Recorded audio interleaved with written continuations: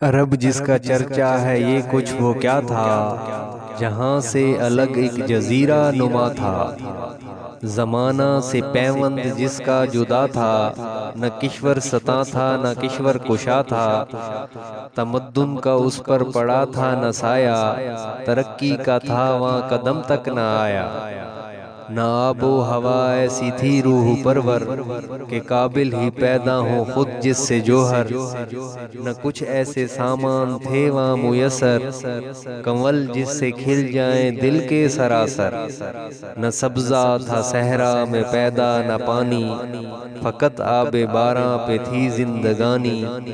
زمیں سنگلاخ اور ہوا آتش افشاں، لوؤں کی لپٹ باد سرسر کے طوفاں۔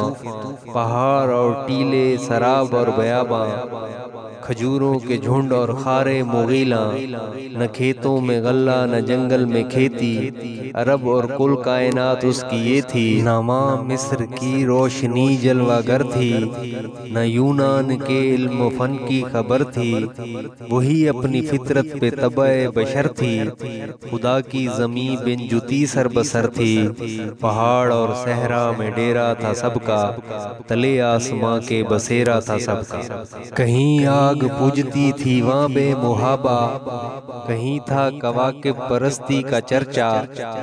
بہت سے تھے تثلیث پر دل سے شیدا، بتوں کا عمل سو بسو جا بجا تھا۔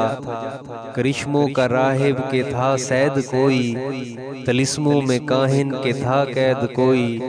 وہ دنیا میں گھر سب سے پہلا خدا کا، خلیل ایک معمار تھا جس بنا کا۔ ازل میں مشیت نے تھا جس کو تاکا، کہ اس گھر سے ابلے گا چشمہ ہدا کا۔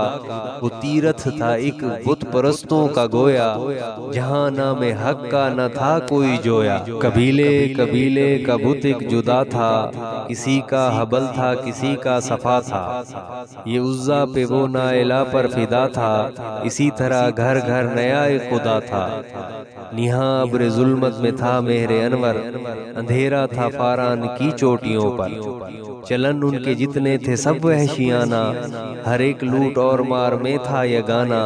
فسادوں میں کٹتا تھا ان کا زمانہ، نہ تھا کوئی قانون کا تازیانہ۔ وہ تھے قتل و غارت میں چالاک ایسے، درندے ہو جنگل میں بے باک جیسے۔